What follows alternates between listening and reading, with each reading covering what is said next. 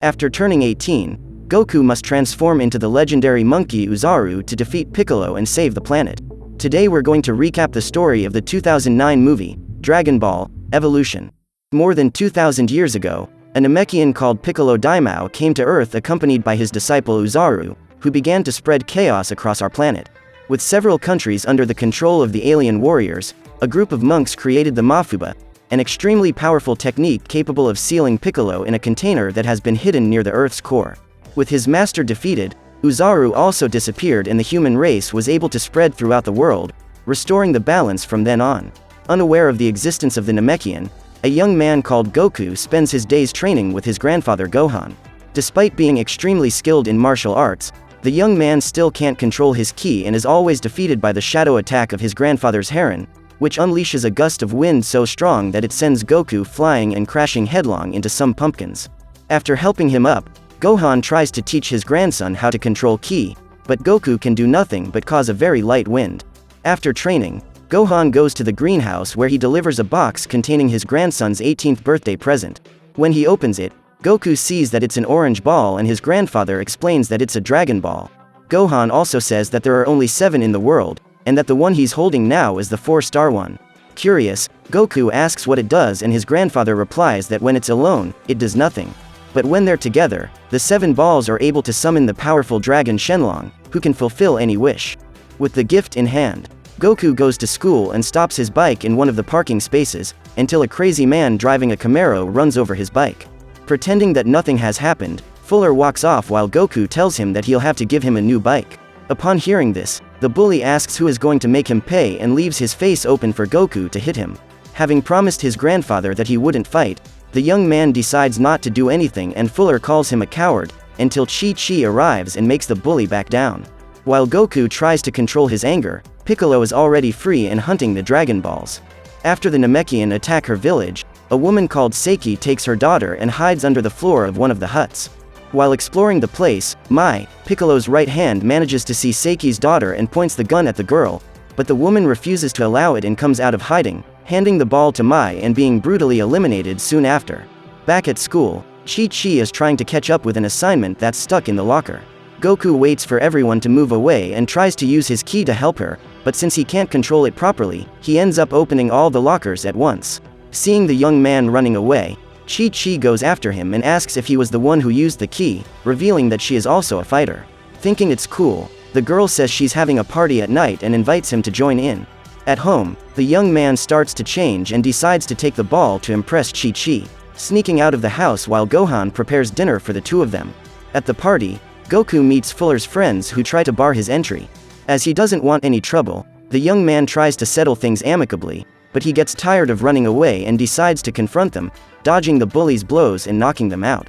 Even outnumbered, the other students don't stand a chance against Goku, who defeats them only by deflecting their attacks, proving to be infinitely superior. At that moment, Fuller comes out of the house and grabs an iron bar to finish off Goku, but the young man manages to dodge and the bully hits the rearview mirror of his car. Even angrier, Fuller keeps trying to hit Goku, who dodges the bar, causing the bully to destroy his own Camaro. At that moment, one of Fuller's friends gets up and tries to hit Goku in the back, but the young man manages to dodge both at the same time and the pair end up knocking each other out. After the fight, Chi-Chi takes Goku inside and they spend the night talking. While his grandson is enjoying his birthday, Gohan is meditating in the living room when Mai appears by surprise and starts attacking him with shurikens. Suddenly, Piccolo also appears and Gohan even tries to attack him, but is easily held back by the Namekian's telekinetic powers, which crush his bones. After confirming that the ball isn't there, Piccolo says there's no point in wasting time and leaves the house, smashing the place up with Gohan still inside. Even without knowing what happened, Goku senses that something isn't right and decides to run back home, only to find the wreckage. In the midst of all the destruction, Goku hears his grandfather calling and manages to find him under some rubble. Confused, the young man asks what happened and Gohan reveals that Piccolo has returned, asking his grandson to find Master Roshi and get the other balls before the next eclipse. After his last words, Gohan loses his life in his grandson's arms and Goku must move on with his mission. After making a tomb for Gohan, the young man returns home where he finds his grandfather's old turtle school uniform. While admiring the robe, he hears footsteps inside the house and starts looking for the intruder, bumping into a girl who is looking for the balls. After seeing on the radar that he has the object, the girl starts shooting, while saying that she wants her father's ball back. Confused, Goku says that the object belonged to his grandfather and shows it to the girl, who is puzzled to see that his has only 4 stars. Calmer, the girl says that her father's ball has 5 stars and that someone stole it the night before. Goku then reveals that there are 7 Dragon Balls in total and that each one has a different number of stars. Thinking that the girl's technologies might be useful, Goku introduces himself and asks her to help him find Master Roshi, saying that if she does, he'll help her find the other balls. Even though she refuses at first, the girl decides that he can be useful and accepts the partnership, introducing herself as Bulma. With a motorized tricycle, the two head downtown where they start looking for Master Roshi's address on the internet. After a while, Bulma says she hasn't been able to find anything until the radar starts beeping, signaling that there's a Dragon Ball nearby. Following the signs, they end up in an isolated house and Bulma decides to break in to look for the ball. Along with the girl, Goku also enters and begins to explore until he bumps into a shelf and knocks over some pebbles. To avoid being discovered, Goku tries to be as quick as possible and picks up almost all the stones, but ends up missing the last one, which hits a vase and makes a small noise that wakes up the owner of the house. Seeing the intruder, the man jumps from the 2nd floor and goes straight for Goku, hitting him with a blow that sends him flying into the wall. The man says he will make him repent and attacks Goku again, giving him a real beating. Tired of being beaten up, the young man decides to appeal and tries to use his ki to cast the Shadow of the Heron, but the old man manages to dodge and Goku ends up hitting Bulma. Upon seeing the blow, the man says that he would recognize this attack anywhere and asks how his grandfather is, revealing that he is Master Roshi. While Roshi reminisces about old times, Goku tells him that his grandfather has perished and that Piccolo has returned, which makes the master visibly worried. Upon hearing the news, Roshi starts looking for his Dragon Ball and Goku finds it under a table. With the ball in hand, Roshi says that they must find the others before the eclipse and that Goku is the key to defeating Piccolo. Master Roshi then says that they should go to the Stone Temple and that they need to train to make Goku stronger. After a long journey through the desert, they arrive at the temple where they find Chi-Chi training with an opponent. When he sees her again, Goku rushes over to the girl and she tells him how sorry she is about what happened to her grandfather, as well as inviting him to watch the tournament that will be taking place in the next few days. After arranging the meeting, Goku returns to Master Roshi when Bulma shows up to tell him that the radar has detected the signal from yet another ball. While Goku trains his ki control, Bulma drives through the desert until she ends up going through a hole and falling into the crater. Almost instantly, Yamcha appears and offers to help them, but for a certain price. Seeing the Pod Corporation's motorcycle, Yamcha says he'll take it as payment and Bulma refuses, deciding to stay in the hole until they find a way to escape. With nothing to do, they decide to go camping and Master Roshi takes the opportunity to tell them the story of how Piccolo and the Saiyan Uzaru caused chaos on Earth. To put an end to the invaders, 7 warriors gave up all their life energy to create the Mafuba, a seal that was able to imprison Piccolo. Now that he's back, he's waiting for the Blood Moon, which will take place in 2 days, so that he can free Uzaru and take back the world. Roshi then says that the only way to avoid this is to find the Dragon Balls and use the wish to banish Piccolo to the other world. Just then, Bulma's radar starts beeping and they discover that there is a ball nearby. Tired of wasting time, Master Roshi jumps out of the hole and forces Yamcha to throw down the ladders so they can climb up, as well as grabbing some digging equipment to reach the ball. After some time breaking through the wall, the group manages to find a tunnel that leads right into the center of a sea of lava. Seeing each other's ball, they try to find a way through the magma until an army of Saibamins shows up to stop them. Even outnumbered, the Z warriors manage to defeat all of them, but the Saibamins work like hydras and multiply every time they are defeated. While fighting the creatures, Master Roshi launches a Kamehameha that causes a Saibamin to fall into the lava, burning its body and preventing it from multiplying. As soon as they realize this, he and Goku start throwing all the creatures into the magma and form a bridge across the scalding lake. With that done, Goku steps over the bodies and climbs up to the 6-star ball, until suddenly Mai appears and kicks Goku in the face, stealing the ball. To retrieve the object, Goku goes after the woman and begins to fight her, and because he is far superior to her, he doesn't suffer any damage, defeating her with ease. Even with the object in hand, Bulma says that there are 2 days until the eclipse and that they won't have time to find the missing ones. Agreeing with her, Roshi says that the Mafuba is the last hope and decides to go back to the temple. There he talks to his old master Sifu and asks him to prepare a confinement container, determined to give all his vital energy to imprison Piccolo. While they talk, the tournament begins and Chi-Chi fights Mai without knowing that she works for Piccolo. During the fight, Mai manages to cut Chi-Chi and gives up the fight immediately afterwards, taking a drop of her blood with her. Soon after, Goku arrives to talk to the girl and apologizes for not being able to watch the battle, saying that he is on an important mission.